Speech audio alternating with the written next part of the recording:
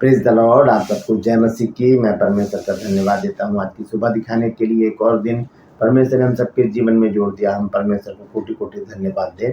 एक नया संदेश लेकर मैं पास्टर राजमेसी आपके सम्मुख उपस्थित हूँ और आप देख रहे हैं मेरा यूट्यूब चैनल जिसका नाम है ब्रदर राजमेसी। मैं आपसे निवेदन करता हूँ मेरे चैनल को सब्सक्राइब करें, बेल आइकन को दबाएं ताकि नोटिफिकेशन आपके पास पहुँचे। नया वीडियो, नई जानकारी बिना व्यवधान, बिना रुकावट आपके पास पहुँच जाए।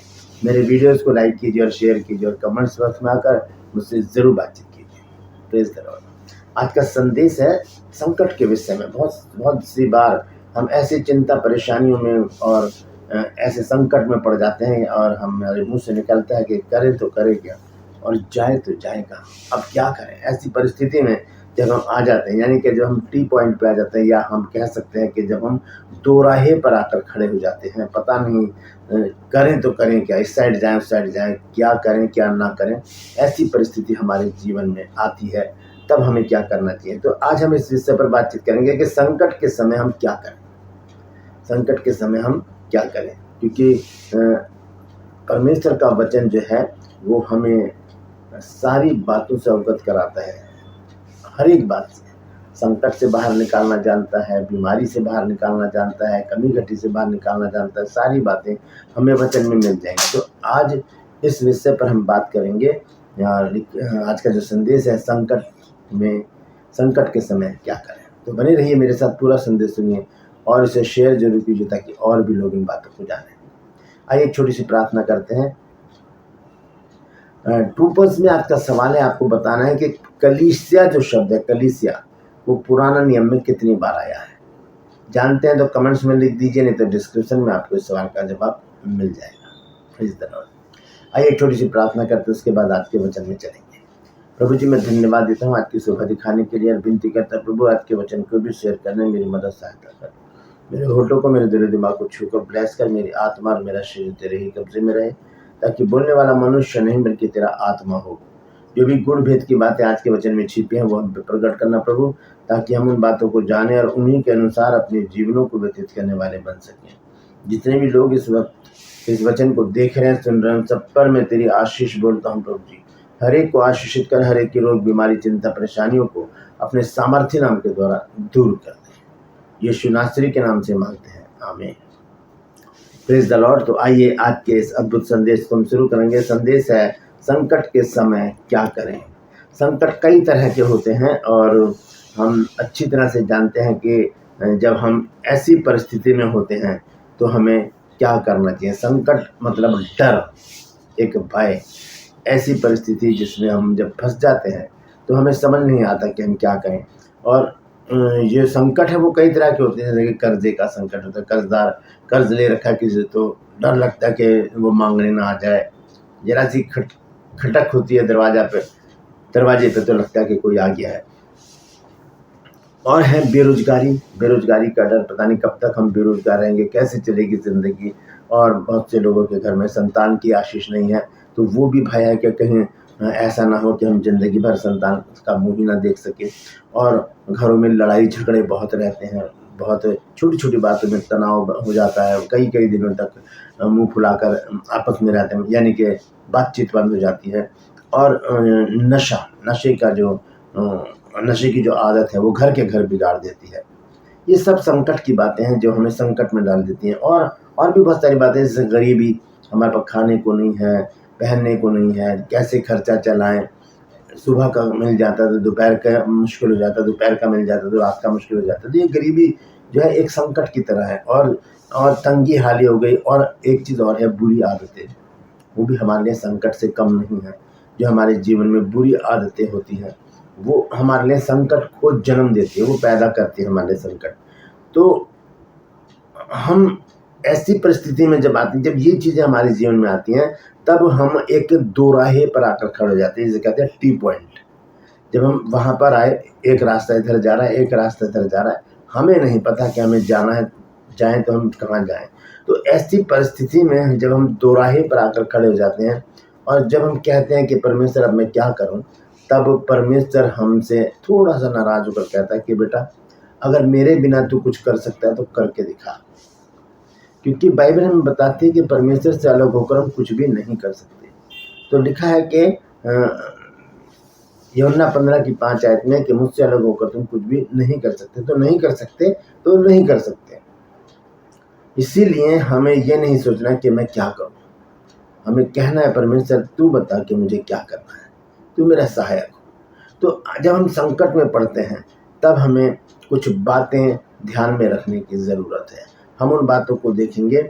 आइए हम देखते हैं सबसे पहले भजन संहिता 55 अध्याय और उसका 4 पद देखेंगे क्या लिखा है। Psalm chapter 55 verse 4 लिखा है, मेरा मन भीतर ही भीतर संकट में है और मृत्यु का भय मुझ में समा गया है। मेरा मन भीतर ही भीतर संकट में है। ऐसा संकट लगता है कि अब सब कुछ खत्म हो गया, हमसे कुछ बन ही नहीं पा रहा है। इतना सब कुछ कर रहे हैं, इतनी मशक्कत कर रहे हैं, इतनी मेहनत कर रहे हैं, लेकिन ये संकट तो दूर ही नहीं हो रहा। और क्या है लिखा है कि मृत्यु का भय मुझ में छा गया है। ये वो पॉइंट है जहाँ पर आकर हम रुक जाते हैं, सोचते हैं करें तो करें क्या। ऐसे दुराहे पर आकर जब हम खड़े होते हैं, हमें उस समय ज़रूरत है परमेश्वर से प्रार्थना करने की, और परमेश्वर से प्रार्थना करके कहें कि प्रभु तू बता कि मुझे करना क्या है, क्योंकि मेरी समझ में कुछ नहीं आ रहा। मैंने तो अपने हाथ उठा दिए हैं प्रभु, अब तू बता क्या करना है। तब परमेश्वर हमें बताएगा, वो रास्ता बताएगा हमें। जब हम पढ़ते हैं यशायाह नबी की पुस्तक में 30 अध्याय और उसका 21 पद जब हम पढ़ते हैं तो देखिए क्या कहता है परमेश्वर का वचन। यहाँ लिखा है, और जब कभी तुम दाहिनी या बाईं ओर मुड़ने लगो तब तुम्हारे पीछे से यह शब्द तुम्हारे कानों में पड़ेगा, मार्ग यही है, इसी पर चलो। जब हम टी पॉइंट पर आकर खड़े हो जाते हैं, यानी कि दो राहे पर, इधर जाएं या उधर जाएं, हम वहाँ पर प्रार्थना करें परमेश्वर से, क्योंकि दो राहे पर आने के बाद हम नहीं समझ पाते कि अब हम क्या करें। तब हम परमेश्वर से प्रार्थना करें, तब ये क्या होगा, ये वचन आएगा हमारे पास। लिखा है, और जब कभी तुम दाहिनी या बाईं ओर मुड़ने लगो तब तुम्हारे पीछे से ये वचन तुम्हारे कानों में पड़ेगा कि मार्ग यही है, इस पर चलो, या यही है, इस पर चलो। बताएगा परमेश्वर कि करना क्या है। तो सबसे पहला काम हमको करना क्या है, जब हम संकट में हों, हम इस बात को अच्छी तरह से ध्यान कर लें कि अगर हम संकट में हैं तो कोई मनुष्य हमें संकट में से नहीं निकाल सकता। किसी मनुष्य में इतनी सामर्थ्य नहीं, ताकत नहीं कि वो हमें संकट से या क्लेश से या किसी भी ऐसी समस्या से बाहर निकाल कर खड़ा करे, क्योंकि सबसे पहले मनुष्य ही हमसे मुख मोड़ लेते हैं जब हम ऐसी परेशानियों में, संकट में, क्लेश में पड़ते हैं। तो ऐसी परिस्थिति में कौन है जो हमारा साथ देगा। आइए देखेंगे भजन संहिता 46 अध्याय और उसका पहला पद। Psalm chapter 46 verse 1 लिखा है, परमेश्वर हमारा शरण स्थान और बल है, संकट में अति सहज से मिलने वाला सहायक। बहुत ही आसानी से मिलने वाला सहायक। संकट में सिर्फ और सिर्फ परमेश्वर ही हमको मिलेगा और कोई नहीं मिलेगा। यार, दोस्त, रिश्तेदार, कोई भी नहीं मिलेगा। उस समय मिलने वाला है तो सिर्फ एक ही है, और वो है परमेश्वर। वो हमारा खुदा, वो हमारा प्रभु, वो हमारा ईश्वर। वही हमारे संकट में हमारे साथ रहेगा, हमारी अगुवाई करेगा। तो यहाँ लिखा है, परमेश्वर हमारा शरण स्थान और बल है, संकट में अति सहज से मिलने वाला सहायक। कैसे मिलता है संकट में, कैसे आसानी से मिल जाता है। हमें कुछ भी नहीं करना, ना इधर भागना ना उधर भागना, ना पहाड़ों पर जाना, ना अज्ञातवास में जाना, ना जंगलों में भटकना, कुछ नहीं करना। क्या करना, अपनी कोठरी बंद करनी है, कमरा बंद करना, घुटने पर बैठकर हाथों को उठाकर परमेश्वर से प्रार्थना करते कहना है, प्रभु मैं ऐसे संकट में फंस गई हूँ, प्रभु तू ही मुझे संकट से निकाल सकता है। मुझे संकट से बाहर निकाल, इस दुख से बाहर निकाल, इस परेशानी से, चिंता से बाहर निकाल, ताकि मैं तेरी महिमा कर सकूं और लोगों को बता सकूं कि मेरे जीवन में यीशु मसीह ने बड़ा काम किया है। धन्यवाद देता हूं प्रार्थना के सुने जाने के लिए, यीशु के नाम से मांगता हूं। ये छोटी सी प्रार्थना करें, क्योंकि संकट में अति सहज से मिलने वाला सहायक कौन है, परमेश्वर। वो तुरंत प्रार्थना को सुनेगा और संकट में से हमारी निकासी करेगा। आइए एक वचन और देखेंगे हम। यह है भजन संहिता 31 अध्याय और उसका 9 पद। Psalm chapter 31 verse 9 हे यहोवा मुझ पर अनुग्रह कर, क्योंकि मैं संकट में हूँ। मेरी आंखें वरन मेरा प्राण और शरीर सब शोक के मारे भूले जाते हैं। हमने अभी पढ़ा है कि संकट में अति सहज से मिलने वाला सहायक कौन है, परमेश्वर। उसके बाद जाए घुटने पर बैठें और ये प्रार्थना करें, हे यहोवा मुझ पर अनुग्रह कर, क्योंकि मैं संकट में हूँ और लिखा है दूसरे हिस्से में, मेरी आंखें वरन मेरा प्राण और शरीर भय सब शोक के मारे खुले जाते हैं, सब खुले जाते हैं। ये प्रार्थना करें, जो प्रार्थना मैंने बताई है वो भी करें और ये भी लिखें, लिख लीजिए इस वचन को। मैं यहाँ पर सब लिख कर बता ही रहा हूँ आपको। भजन संहिता 31 अध्याय और उसका 9 पद कि मैं संकट में हूँ, प्रभु मेरी इस प्रार्थना को सुन ले। परमेश्वर प्रार्थना को सुनकर हमें बाहर निकालेगा। जैसे कि हम पढ़ते हैं भजन संहिता 69 अध्याय और उसके 17 पद में, सॉन्ग चैप्टर 69 वर्स 17। देखिए यहाँ पर प्रभु का वचन हमें क्या बताता है। 69 का 17 लिखा है, अपने दास से अपना मुंह न मोड़, क्योंकि मैं संकट में हूँ, फुर्ती से मेरी सुन ले। मैं संकट में हूँ, फुर्ती से मेरी सुन ले। सुनने वाला तो सिर्फ परमेश्वर है। संकट में, परेशानी में, चिंता में, दुख में, तकलीफ में, कमी घटी में, हर एक परिस्थिति में परमेश्वर हमारे साथ खड़ा रहता है। वो हमसे अलग नहीं होता, क्योंकि हम उसके संतान हैं और वो हमसे प्रेम करता है। Praise the Lord. इसी तरह से जब हम भजन संहिता 18 पढ़ते हैं और उसका 6 पद, सॉन्ग चैप्टर 18 वर्स 6, तो देखिए यहाँ पर क्या लिखा है। लिखा है, अपने संकट में मैंने यहोवा परमेश्वर को पुकारा, मैंने अपने परमेश्वर की दुहाई दी और उसने अपने मंदिर में से मेरी बातें सुनी और मेरी दुहाई उसके पास पहुंचकर उसके कानों में पड़ी। अपने संकट में किसी भाई बहन को, रिश्तेदार को, माता पिता को, बच्चों को, किसी को नहीं पुकारा, अपने दोस्तों को नहीं पुकारा। पुकारा है तो किसको पुकारा है? परमेश्वर को पुकारा। वो कहता है कि अपने संकट में मैंने यहोवा परमेश्वर को पुकारा, और लिखा है मैंने अपने परमेश्वर की दुहाई दी है। और वो जानता है कि परमेश्वर ही है जिन संकट से हमको बाहर निकालेगा।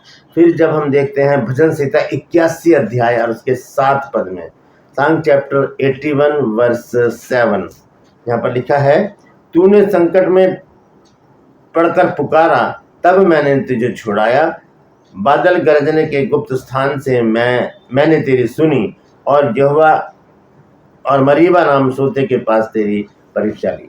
यहाँ पर परमेश्वर प्रार्थना का जवाब दे रहा है। वो कहता है कि तूने संकट में पड़कर पुकारा, तब मैंने तुझे छुड़ाया, बादल गरजने के गुप्त स्थान में से मैंने तेरी सुनी और मरीबा नाम सोते के पास तेरी परीक्षा ली। तो परमेश्वर प्रार्थना का सुनने वाला परमेश्वर है। संकट में अति सहज से मिलने वाला सहायक। भजन संहिता 46 की पहली आयत में हमने पढ़ा। फिर उसके बाद हमने पढ़ा कि हम जब परमेश्वर को पुकारते हैं, हम उससे प्रार्थना करते हैं, तो परमेश्वर हमारी सुनता है और हमें संकट से बाहर निकालकर ऊंचे स्थान पर हमें छोड़ देता है। यहाँ पर हमने पढ़ा भजन संहिता 81 की 7 आयत में परमेश्वर प्रार्थना का जवाब हमें दे रहा है। अंत में देखेंगे भजन संहिता 91 अध्याय 91 और उसकी 15 आयत, सॉन्ग चैप्टर 91 वर्स 15। यहाँ लिखा है, जब वह मुझको पुकारे तब मैं उसकी सुनूंगा। परमेश्वर क्या कहता है कि जब वो मुझको पुकारे, कौन? एक आयत में लिखा, जो परम प्रधान के छाया स्थान में बैठा रहे वह सर्वशक्तिमान की छाया में ठिकाना पाएगा। जो परम प्रधान के छाया स्थान में बैठे रहते हैं, जब वो संकट में होकर पुकारते हैं, तो क्या लिखा है यहाँ पर 15 पद में कि जब वह मुझको पुकारे तब मैं उसकी सुनूंगा, संकट में मैं उसके संग रहूंगा, मैं उसको बचाकर उसकी महिमा बढ़ाऊंगा। संकट से बचाएगा परमेश्वर, सुन लेगा परमेश्वर संकट की संकेती में से। लिखा, जब वह मुझको पुकारे तब मैं उसकी सुनूंगा, संकट में मैं उसके संग रहूंगा। तो परमेश्वर का धन्यवाद कि वो हर परिस्थिति में, हम सुख में हो, दुख में हो, संकट में हो, क्लेश में हो, कमी घटी में हो, बीमारी में हो, हर परिस्थिति में परमेश्वर हमारे साथ खड़ा रहता है। तो ऐसे परमेश्वर को हम कोटि कोटि धन्यवाद दें, उसको धन्यवाद की भेंटें चढ़ाते रहें, क्योंकि इससे उसकी महिमा होती है। तो संकट में हम कहीं भागने की जरूरत नहीं है, हमें किसी अज्ञातवास में जाने की जरूरत नहीं है, पहाड़ों पर जाने की जरूरत नहीं है, हमें कमरा बंद करके बैठने की जरूरत नहीं है। बस हमने प्रार्थना करनी है, घुटने के बल आए और परमेश्वर से प्रार्थना करें कि प्रभु इस संकट को मेरे जीवन से दूर कर दे। और परमेश्वर ऐसा ही करेगा और इन संकट से हमें खींच कर बाहर निकालेगा और ऊंचे स्थान पर बैठा देगा। तो संकट के समय हमें करना क्या है? सिर्फ और सिर्फ परमेश्वर से प्रार्थना करनी है और किसी से नहीं। वो संकट में हमारी प्रार्थना को सुनकर हमें उस गड्ढे में से निकालेगा और यूसुफ की तरह हमें ऊंचे पौधे पर पहुंचा देगा। Praise the Lord. परमेश्वर इन वचनों के द्वारा हम सबको आशीष दे। यदि आज आपने कुछ नया सीखा है तो कमेंट्स में जरूर लिखिए और इस वचन को शेयर कीजिए, ताकि और भी लोग इन बातों को जान सकें। 2 में आज का सवाल है, आपको बताना पुराना नियम में कलीसिया शब्द कितनी बार आया है। जानते हैं तो कमेंट्स में लिख दीजिए, नहीं तो डिस्कशन में आपके सवाल का जवाब मिल जाएगा। मैं आपसे निवेदन करता हूँ मेरे चैनल को सब्सक्राइब करें, बेल आइकन को दबाएं ताकि नोटिफिकेशन आपके पास पहुंचे। नया वीडियो, नई जानकारी बिना व्यवधान, बिना रुकावट आपके पास पहुंच जाए। मेरे वीडियोस को लाइक कीजिए, शेयर कीजिए और कमेंट्स बॉक्स में आकर मुझसे ज़रूर बातचीत कीजिए। Praise the Lord. आज के लिए बस इतना ही, फिर मिलूंगा एक नए संदेश के साथ, एक नया वीडियो लेकर। तब तक के लिए मुझे इजाज़त दीजिए, लेकिन अपना और अपनों का ख्याल रखिए और याद रखिए जरा सा भी अगर हमारे जीवन में दुख, परेशानी, चिंता, संकट आता है तो सिर्फ और सिर्फ परमेश्वर को पुकारें, क्योंकि वो उसी समय उत्तर देने वाला परमेश्वर है। Praise the Lord. परमेश्वर आप सबको आशीष दे।